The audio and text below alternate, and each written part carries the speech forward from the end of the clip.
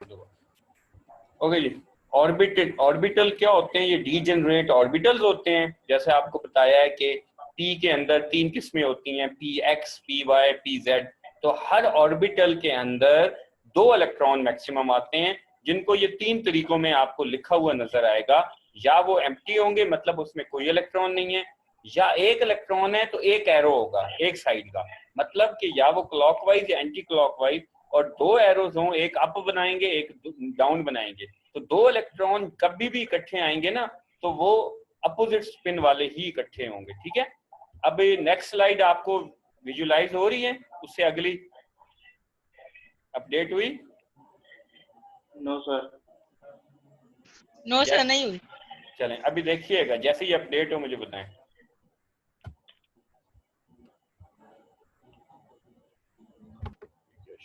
Okay, यहाँ पे देखें तो वाई एक्सिस पे इंक्रीजिंग एनर्जी है। हम लोगों ने ना 9th में भी इलेक्ट्रॉनिक कॉन्फ़िगरेशन पढ़ी हुई है कि फर्स्ट शेल में 1s2 है, सेकंड शेल में 2s और 2p होते हैं। तो 2s की एनर्जी कम होती है, 2p की एनर्जी ज्यादा होती है। तो ये देखें कि 1s में 2 इलेक्ट्रॉन है, रेड बॉक्स बनाया हुआ है। सेकंड शेल वालों को ये लाइट ब्लू कह लो, वो कलर बनाया हुआ है। और 2 2s के 2p के 3 बॉक्स क्यों बनाए हुए हैं? क्योंकि पहले वाले का नाम है 2px, दूसरे वाले का नाम है 2py, और तीसरे बॉक्स का डीजेनरेट ऑर्बिटल वाले का नाम है 2pz। और हर उसमें 2 हैं और अपोजिट साइंस हैं। 3s इसी तरह ये जो है ना 3p6 वाले के भी 3 ग्रीन बॉक्सेस हैं। तो इनके नाम क्या होंगे? 3px, 3py, 3pz। 3d के कितने हैं बच्चे, नजर आ रहे हैं आपको बॉक्सेस? 3d के कितने बॉक्सेस नजर आ रहे हैं? 5। तो इसके 5 डीजेनरेट ऑर्बिटल्स हैं। ठीक है, तो वो उनके नाम हम पढ़ेंगे आगे, DXY, 3DXY, 3DXZ, 3DYZ। ये आगे अभी मैं शेप्स दिखाता हूँ। ओके, अब जरा देखें आपकी नई, आपको स्क्रीन नजर आ रही है? स्क्रीन पे नई स्लाइड? नो सर, नहीं आ रही। चलें अभी आ जाएगी, थोड़ी देर में अपडेट हो जाएगी। आज बायो की क्लास नहीं आई? बायो की इसके बाद है बच्चे, वो स्वैप थोड़ी सी शेड्यूलिंग चेंज हुई थी आज ना, आज के लिए।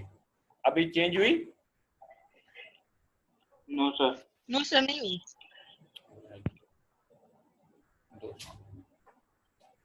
अभी तक नहीं हुई। चलें अभी थोड़ी देर में अपडेट होती है। मैं आपको बता देता हूँ, इजी सी चीज है कि जो ऑर्बिट होता है ना, ऑर्बिट किसे बोलते हैं? आपको पता ही होगा। ऑर्बिट किस चीज को बोलते हैं?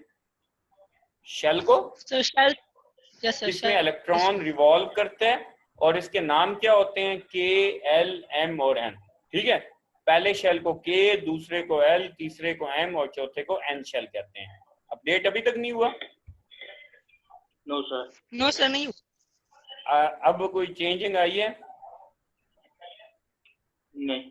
अच्छा, चलें मैं अब सुनते जाएं, ये सुनने वाली चीजें दिखाने वाली आएंगी तो वो फिर हम फिर देख लेंगे।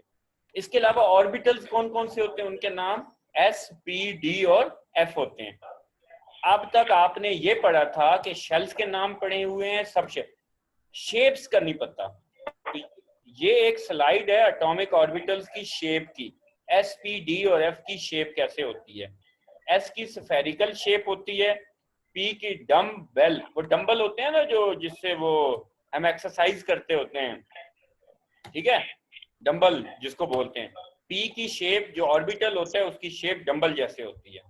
और डी की शेप क्लोवर लीफ कह लो, या आपकी बुक में लिखा हुआ है कॉम्प्लिकेटेड, कम्प्लेक्स, ठीक है, और डबल क्लोवर, तो पत्ते की तरह की एक शेप होती है। ठीक है, तो आप इसे कम्प्लेक्स शेप भी लिख सकते हैं जैसे आपकी बुक में लिखा हुआ है। ठीक है, अभी आप देखें कोई आपको डायग्राम अपडेट नजर आ रही है? No sir. No sir.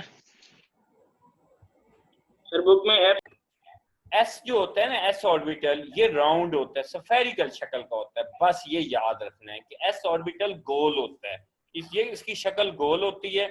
और जो पी होता है ना, अगर आपके पास स्लाइड अपडेट होगी जब, तो पी ऑर्बिटल की ये शेप होती है जो स्क्रीन पे नजर आ रही है, ये डंबल लाइक होती है। या इस तरह कह लो जैसे बैलून होता है ना, बैलून, उसको कोई सेंटर से पकड़े और वो उस दो उसमें वो चला जाए कि दो लोब्स बन जाएं, तो वैसी शक्ल हो जाती है, फटे नहीं तो फटने से पहले।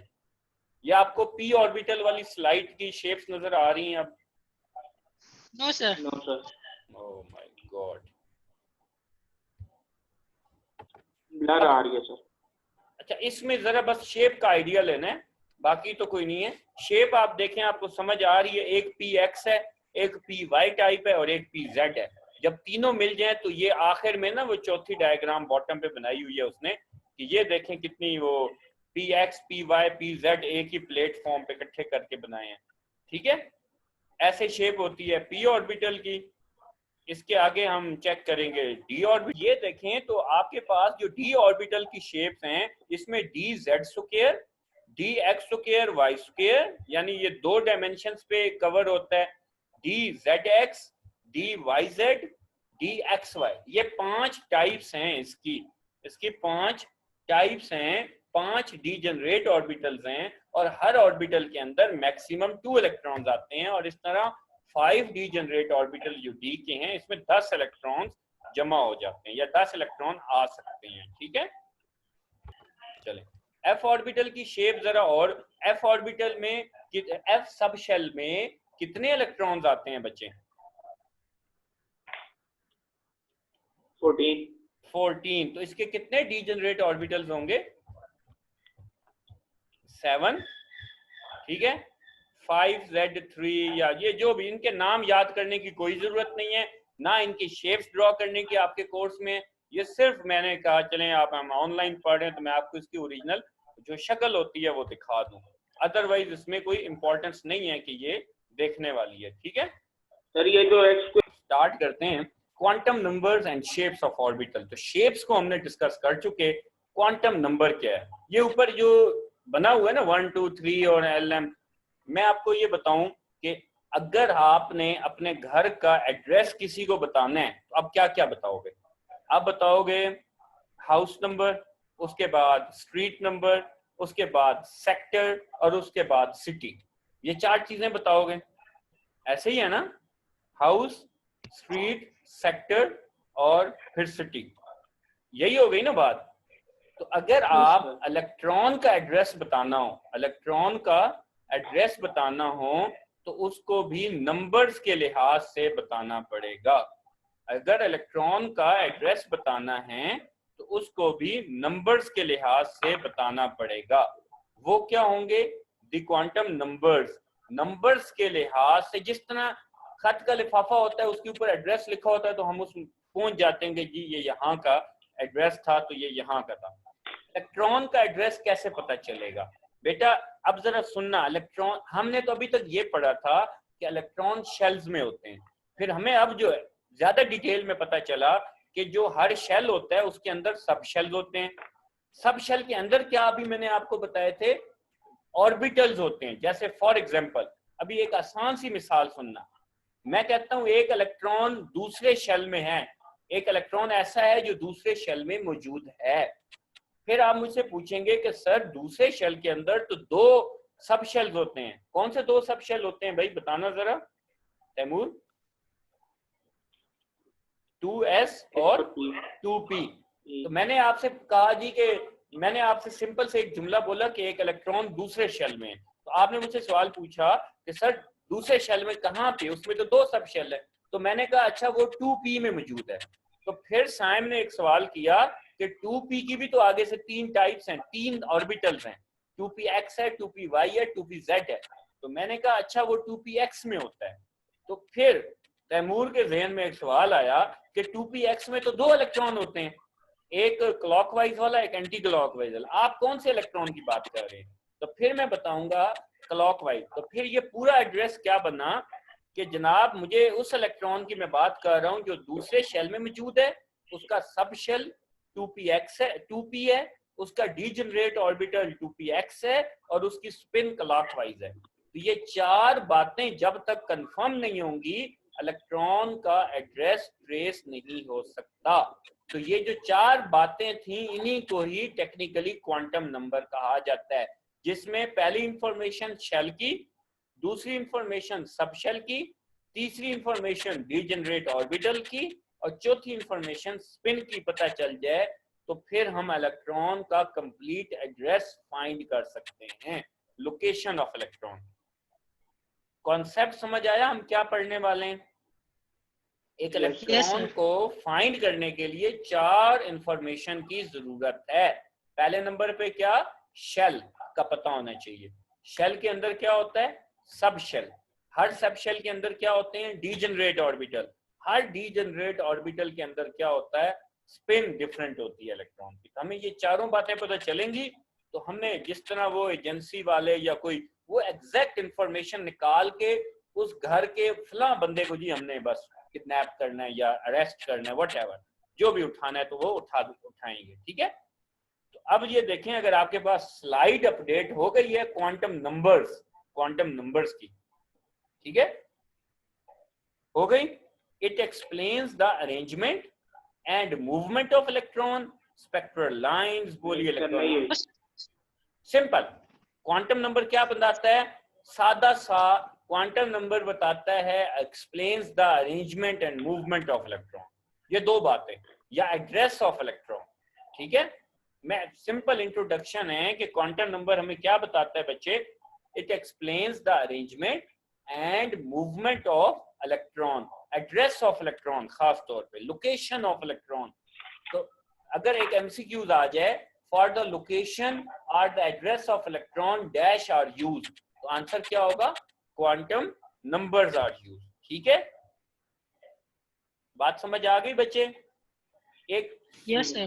क्वांटम नंबर 4 किस्म के होते हैं। क्वांटम नंबर होता है इलेक्ट्रॉन्स का एड्रेस, क्वांटम नंबर होता है इलेक्ट्रॉन का पता, इलेक्ट्रॉन की लोकेशन।